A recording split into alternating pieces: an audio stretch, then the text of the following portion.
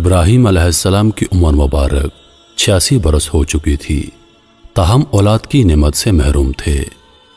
انہوں نے اللہ تعالیٰ کی بارگاہ میں کچھ اس طرح دعا کی: اے میرے رب، مجھے نیک اور صالح بیٹا عطا کر۔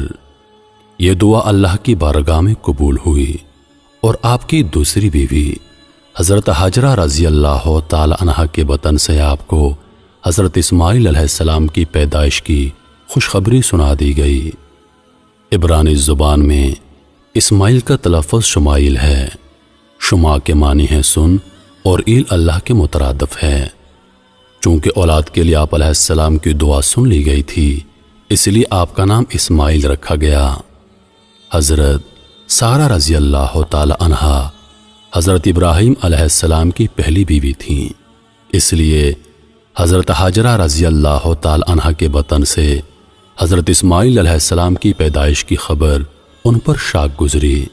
اس لیے انہوں نے حضرت ابراہیم علیہ السلام سے اصرار کیا کہ حضرت ہاجرہ رضی اللہ تعالی عنہا اور ان کے بیٹے کو یہاں سے دور کر دو، یہ لوگ میری نگاہ کے سامنے نہ رہیں۔ حضرت ابراہیم علیہ السلام کو یہ بات بہت ناگوار گزری، مگر بارگاہ الہی سے جب حکم ہوا کہ حضرت ہاجرہ اور اسماعیل کو عرب کے ریگستان میں چھوڑ دیا جائے، حضرت ابراہیم علیہ السلام حضرت ہاجرہ رضی اللہ تعالی عنہا اور حضرت اسماعیل علیہ السلام کو اسی جگہ لے آئے جہاں آج کعبہ ہے۔ اس زمانے میں یہ جگہ بالکل غیر آباد تھی۔ ایک تھیلی کھجور اور ایک مشکیزہ پانی کے ہمراہ آپ نے انہیں وہاں چھوڑ کر جب جانے لگے تو بی بی ہاجرہ رضی اللہ تعالی عنہا نے انہیں روک کر پوچھا: ہمیں اس بیابان میں چھوڑ کر آپ کہاں چل دیے؟ حضرت ابراہیم علیہ السلام کی خاموشی پر حضرت بی بی ہاجرہ رضی اللہ تعالی عنہا نے پوچھا: کیا یہ میرے رب کے حکم سے ہے؟ حضرت ابراہیم علیہ السلام نے ہاں میں جواب دیا۔ تب بی بی ہاجرہ رضی اللہ تعالی عنہا نے انہیں جانے دیا اور فرمایا: ہمارے لیے اللہ ہی کافی ہے۔ حضرت ابراہیم علیہ السلام جب چلتے چلتے ایسی جگہ پہنچے کہ دونوں ماں بیٹا نگاہوں سے اوجھل ہو گئے تو آپ نے اپنے دونوں ہاتھ بلند کیے اور اللہ کے حضور عرض کیا: اے میرے رب، میں نے بسائی ہے ایک اولاد ایسے میدان میں جہاں کھیتی نہیں، تیرے ادب گھر والے کے پاس۔ اے رب، ہمیں تا قائم رکھ ربط۔ اے رب، بعض لوگوں کے دل جھکتے ان کی طرف، اور ان کو روزی عطا فرما اپنے فضل سے تاکہ یہ شکر کریں۔ حضرت ہاجرہ رضی اللہ تعالی عنہا چند روز تک مشکیزے سے پانی پیتی رہیں اور کھجوروں سے گزارا کرتی رہیں اور حضرت اسماعیل علیہ السلام کو دودھ پلاتی رہیں۔ جب پانی اور کھجوریں ختم ہو گئیں تب وہ پریشان ہو گئیں، کیونکہ وہ خود بھوکی تھیں، اس لیے دودھ بھی نہ اترتا تھا، اور بچے نے بھوک اور پیاس سے رونا شروع کر دیا تھا۔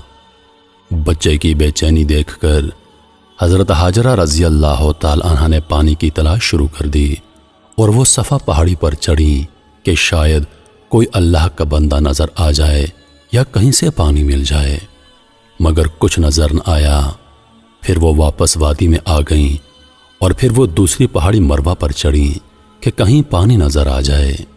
اس طرح آپ نے 7 چکر لگائے۔ مامتا کا یہ جذبہ اللہ تعالیٰ کی بارگاہ میں اس قدر مقبول ہوا کہ بیت اللہ کی زیارت کے لیے آنے والے ہر فرد پر اللہ تعالیٰ نے اسے لازم قرار دے دیا کہ حضرت ہاجرہ رضی اللہ تعالی عنہا کی سنت کی پیروی کرتے ہوئے صفا اور مروہ کے پہاڑوں کی سائی کرے۔ اس جستجو پر مشتمل عمل کی مقبولیت کا ایک اشارہ یہ بھی تھا کہ 7ویں چکر میں حضرت ہاجرہ رضی اللہ تعالی عنہا جب بچے کے پاس واپس آئیں تو دیکھا کہ جس جگہ حضرت اسماعیل علیہ السلام روتے ہوئے ایڑیاں رگڑ رہے تھے وہاں سے پانی کا چشمہ جاری ہو گیا ہے، اور یہ چشمہ آج بھی موجود ہے اور ہم لوگ اسے آب زمزم کے نام سے جانتے ہیں۔ ہزاروں سال گزرنے کے باوجود چشمے کا پانی اسی طرح جاری ہے۔ اللہ تعالیٰ نے اس میں مخلوق کے لیے شفا رکھی ہے۔ حضرت ہاجرہ رضی اللہ تعالی عنہا یہ معجزہ دیکھ کر بے حد خوش ہوئیں اور اللہ تعالیٰ کا شکر ادا کیا۔ اس کے بعد آپ نے بچے کو پانی پلایا اور خود بھی اس سے مستفید ہوئیں۔ اسی وقت اللہ تعالیٰ کی طرف سے ایک فرشتہ نازل ہوا اور ان کی طرف سے وعید سنائی، اے ہاجرہ، آپ خوفزدہ نہ ہوں اور نہ ہی غمگین ہوں، کیونکہ اللہ تعالیٰ آپ کو اور اس بچے کو ضائع نہیں ہونے دے گا، کیونکہ یہ اللہ کا گھر یعنی مقام بیت اللہ ہے جسے اس بچے اور اس کے باپ نے تعمیر کرنا ہے۔ کچھ عرصے کے بعد بنو جرح نامی ایک قبیلہ پانی کی فراوانی دیکھ کر حضرت ہاجرہ رضی اللہ تعالی عنہ کی اجازت سے یہاں آ کر آباد ہو گیا۔ حضرت اسماعیل علیہ السلام کا بچپن اسی قبیلے کے افراد کے درمیان گزرا۔ ابھی حضرت اسماعیل علیہ السلام بچے ہی تھے کہ حضرت ابراہیم علیہ السلام نے خواب میں دیکھا کہ حضرت ابراہیم علیہ السلام اپنے لختے جگر کو اللہ کی راہ میں قربان کر رہے ہیں۔ آپ علیہ السلام نے مسلسل 3 راتیں ایک ہی طرح کا خواب دیکھا، لہذا آپ کو یقین ہو گیا کہ یہ خواب یقیناً اللہ تعالیٰ کی طرف سے ہی ہے، اور آپ علیہ السلام نے اللہ تعالیٰ کے حکم کی تعمیل کا ارادہ فرمایا اور اپنا تمام خواب اپنے بیٹے کو سنایا، اور پھر حضرت اسماعیل علیہ السلام سے پوچھا، میرے بیٹے، میں تجھے اپنے خواب کے پیش نظر اللہ کی راہ میں قربان کرنا چاہتا ہوں، بتا تیری کیا رائے ہے؟ اس پر حضرت اسماعیل علیہ السلام نے انتہائی تحمل کے ساتھ فرمایا، بابا جان، آپ اللہ کے نبی اور ان کے برگزیدہ بندوں میں سے ہیں، آپ بے فکر ہو کر اللہ کے حکم کی تعمیل کریں، انشاءاللہ آپ مجھے انتہائی صبر والا پائیں گے۔ چنانچہ یہ دونوں اللہ کے بندے حکم خداوندی کے لیے گھر سے نکل کھڑے ہوئے۔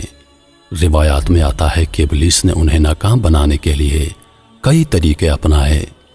سب سے پہلے وہ بی بی ہاجرہ رضی اللہ تعالی عنہ کے پاس پہنچا اور انہیں بتایا کہ حضرت ابراہیم علیہ السلام اپنے بیٹے کو اللہ کی راہ میں قربان کرنے چل پڑے ہیں۔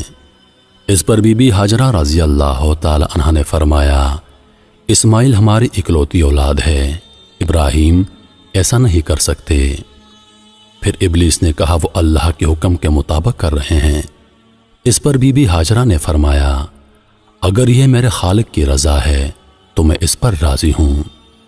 جب یہاں ابلیس کے سارے وار ناکام ہو گئے تو اس نے حضرت ابراہیم علیہ السلام کو اکسانے کا ارادہ کیا اور ان کے دل میں باپ کی شفقت کو ابھارنے لگا اور کہا، اے ابراہیم، اسماعیل آپ کی اکلوتی اولاد ہے، آپ عمر رسیدہ ہیں اور انہی سے آپ کی نسل ہے، یہ آپ کیا کرنے جا رہے ہیں؟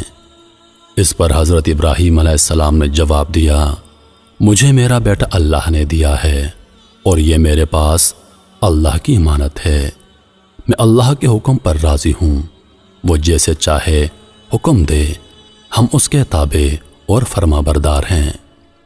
آپ علیہ السلام کے جواب سے ابلیس کو سخت مایوسی ہوئی، لیکن اس نے آپ کو بہکانے کی اپنی ناکام کوشش جاری رکھی، حتیٰ کہ اس نے حضرت اسماعیل علیہ السلام کو بھی بہکایا، لیکن وہ بھی اپنے مقصد پر ڈٹے رہے۔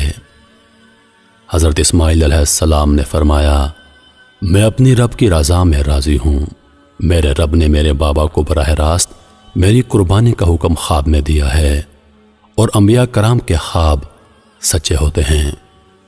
کہا جاتا ہے کہ ابلیس نے انہیں 3 مرتبہ قربان گاہ جانے کی راہ میں حائل ہونے کی کوشش کی، اور تینوں مرتبہ حضرت اسماعیل علیہ السلام اور حضرت ابراہیم علیہ السلام نے ان پر کنکر برسائے اور اسے کامیاب نہ ہونے دیا۔